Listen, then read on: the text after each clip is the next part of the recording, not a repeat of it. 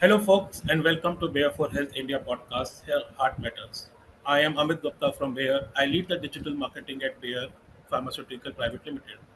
And along with me, I have Dr. Rushikesh, who is a leading cardiologist based out of Mumbai. Today, we will be discussing chronic heart failure, what it is, how modern treatment can help people living with heart failure, why patients can still be at risk despite getting good treatments, and why novel interventions are necessary. Just a fact for everyone, India has one of the largest heart failure population in the world, with Indian patients developing heart disease almost a decade earlier than their Western counterparts. But before diving deeper into it, it is important to understand what heart failure really means.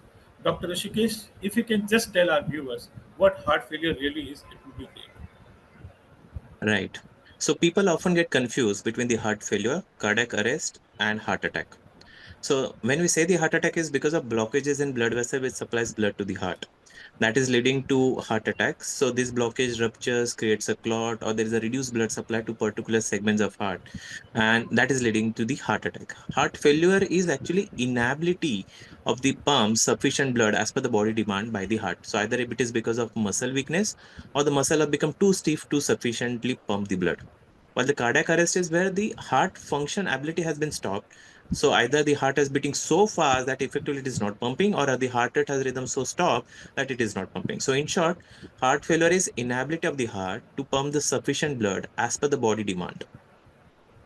So great, sir. So actually, when we talk about the heart pumping, that relates to the blood pressure.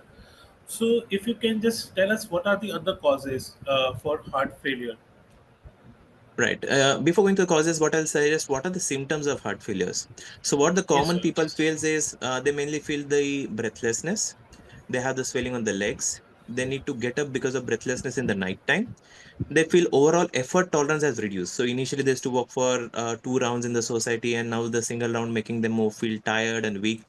Sometimes the nausea, some indigestion issues may happen in the heart failure patients. There is a weight gain, giddiness. So this all forms a multiple spectrum of the heart failure. It is mainly because of the water accumulation in the body.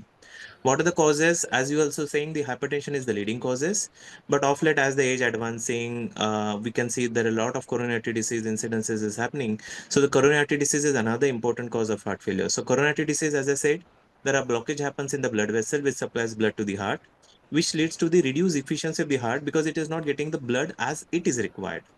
Not only that, the other nutritional deficiencies, sometimes the vitamin deficiencies causes this heart failure. Other common causes is alcoholic cardiomyopathy, where patient drinks lots of alcohols.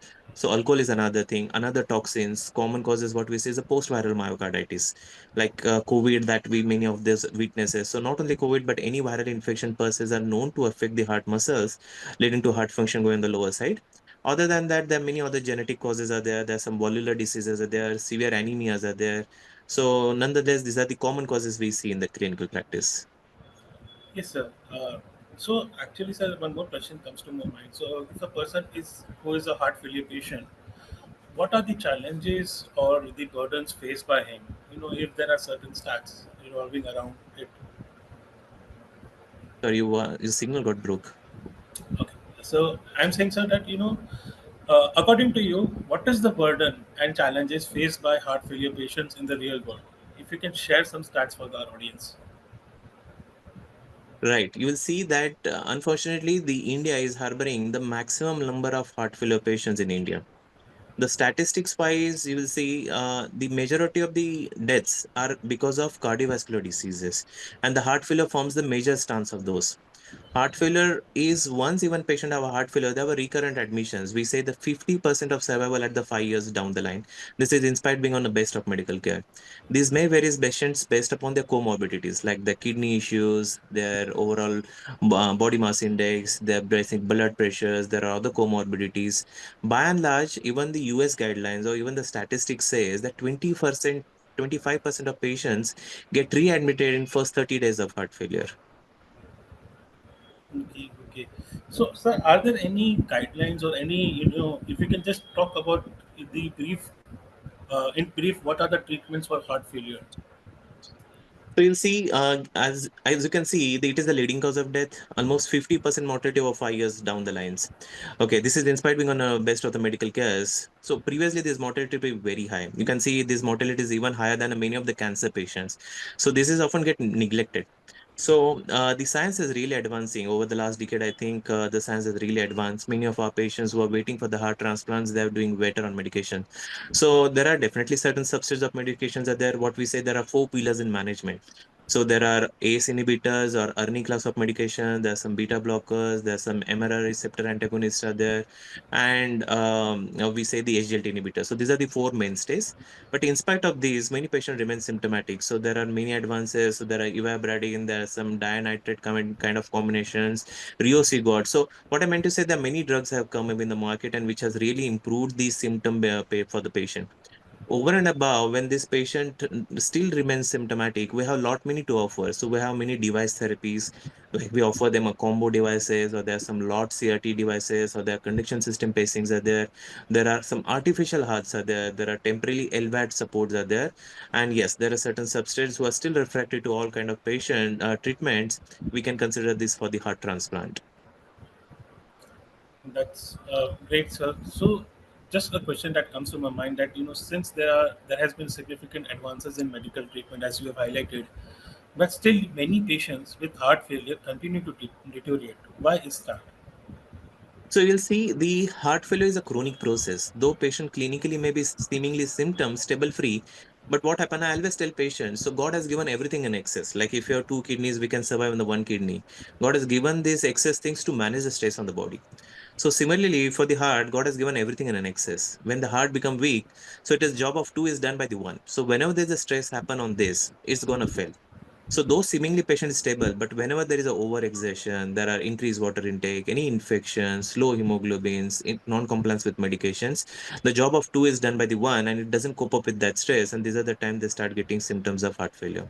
So you can see the heart muscles has already become weak. There are certain muscles which are still in the hibernation where we try to protect them, but over a period of time, even those muscles also started going more weaker side. That's why it's more of a continuous process.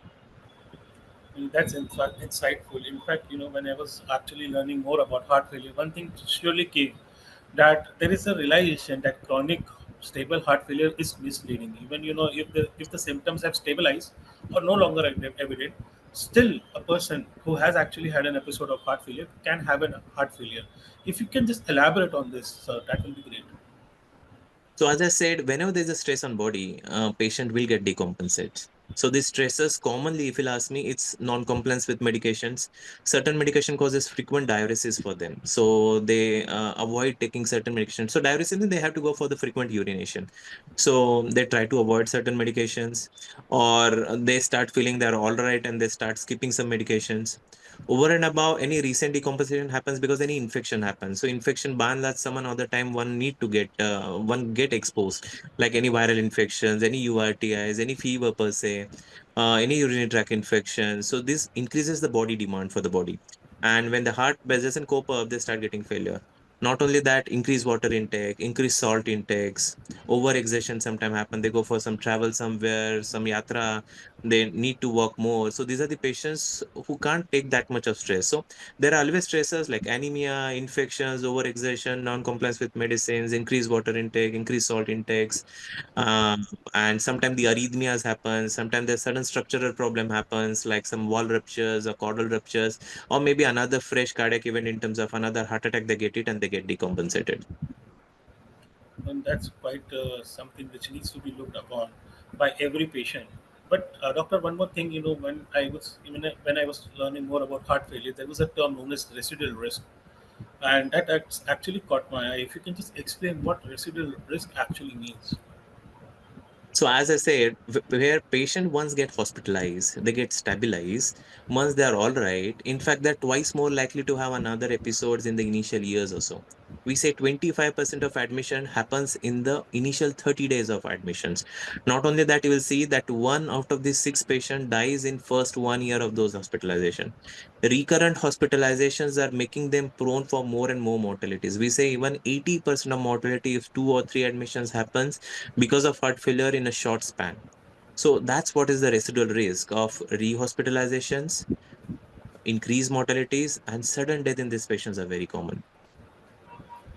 That's great, sir. And in fact, now we have touched upon a lot about heart failure, but we need to also talk about prevention. So, in spite of medicines, there are certain things which are known as lifestyle. So, for our audiences, sir, if you can just elaborate, so what kind of lifestyle should a person maintain so that he doesn't get a heart failure, or if he already had a heart failure, he doesn't get it second time. So, Right. that is what is required actually. So, if you can just elaborate on the lifestyle modifications that are required.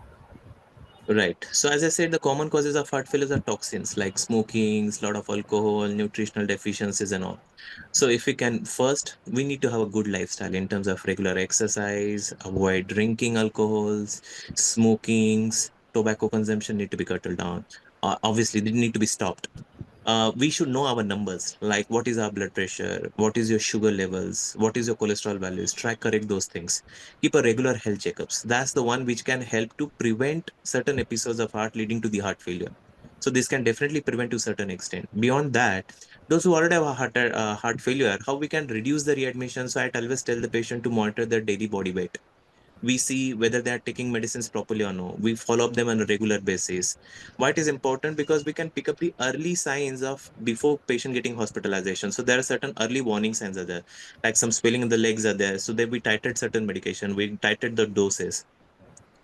Daily weight monitoring helps net to know the incipient heart failure risk over a period of time. So if they notice there is a sudden rapid gain by 2 kgs, 3 kgs over short span, so they know there is a water accumulation in the body. So regular monitoring of body weight, restricting their salt intake, restricting their water intake based upon their LV function, monitoring their blood pressures, controlling their sugars, monitoring their hemoglobins, regular follow-ups, health checkups, all those will help to reduce the heart failure hospitalization or even prevent the heart failure to greater extent. Sir, one question comes again, into my mind, which is a little bit out of the script, but I'd like to ask you. So, you talk about water intake, and telling, we have been told from our, early childhood that you need to consume water because your body is, has the definite more composition of water. And when we talk about limiting the intake of water, what is actually water's role in playing when in all of this thing about heart failure or about our lifestyle and post all this heart failure scenario? That will be something, because I personally know people who have had heart failure, and then they always complain, sir, you have restricted my water intake by 1 or 1.5 liter, and body needs more water. And if you are going out, you are doing all the menial work, all the work, you need water to live. So why is this water intake a very critical part when if a person had or heart episode or heart failure episode? Right. I think that's a very important, pertinent, and clinical question we face every day and day out life. So you'll see in a normal person, we tell them to drink a lot of water, mainly for better skin functions, for better body functions and all. But those who already have a heart failure, as I said, there is an inability of heart to sufficient pump the blood. So there is always increased pressures on the left side of the heart side. So like there is a pressure increases on the lung sides. There are pressure impact on the right side of the heart. There's some swelling in the legs and edema, feet and abdominal swellings. So when we drink too much of water, the already heart is not able to pump the sufficient blood. And when there is a more stress, heart doesn't cope up that stress. Okay. But the limit of heart water restriction varies patient's baseline LV function. So whose heart function is normal. Okay. So, and they are reasonably well compensated, we can have little more liberty in giving the fluids on those compared to those whose LV functions on the lower side, those who have a recurrent hospitalization. By and large, we tell them to restrict the water between 1 to 1.5 liter based upon patient's clinical conditions, surroundings, and all. So what I tell patients that if the again this condition varies from the seasons around you. Like a patient who are at a village places where there is a lot of he has to work in outdoor activities where there is a lot of water loss is happening by the sweating and all. In those cases, we say the additional liberty of 200 300 ml. So what I say is 1.2 liter on an average. If the surrounding environments are humid, he has more activities in sitting in the sunlights on those, you can have 200 300 ml more fluid because there is a water loss by the sweating which is happening which can get compensated. compared to those patients who are in the seating job, more in the AC rooms, in the closed environments, work from homes are there, not much of external activities. In fact, I tell them to even the restrict water even to the 800 1 liter or so. So it is not only the a fixed amount, but based upon patient's LV function, based upon the other comorbidity, like if the patient is on a kidney patients, already creatinine is high, not on dialysis, then one need to further restrict it. Those who are already on a dialysis, there could be little more liberty. So it do get individualized, but by and large, water restriction we keep it between 1.2 liter, plus minus 200 to 300, based upon their surrounding activities, their comorbidities, patient symptoms, body weights, and so on. Yeah, thank you, Dr. Rushikesh, for taking time today to join us and sharing your valuable insights on heart failure or worsening heart failure. Your expertise has truly shed light on this critical topic. And to our audience, we hope that this discussion has been informative. Please remember that the information shared today by our esteemed healthcare professional is meant to raise awareness about heart failure. It is not a substitute for professional medical advice. If you know someone, or if someone in your family or you yourself are facing this all these symptoms or have been diagnosed with heart failure, it is crucial to consult with your qualified healthcare professional near you. Always follow the guidelines or the guidelines that has been laid down by your doctor and seek advice for any health concerns. And finally, a big thank you to Dr. Rushikesh once again for shedding light over this uh, unknown disease, which is known as worsening heart failure. And to stay updated on more such discussions and health-related content, be sure to follow Bayer for Health India on Facebook, Instagram, and YouTube. Thank you for tuning in, and we'll see you next time.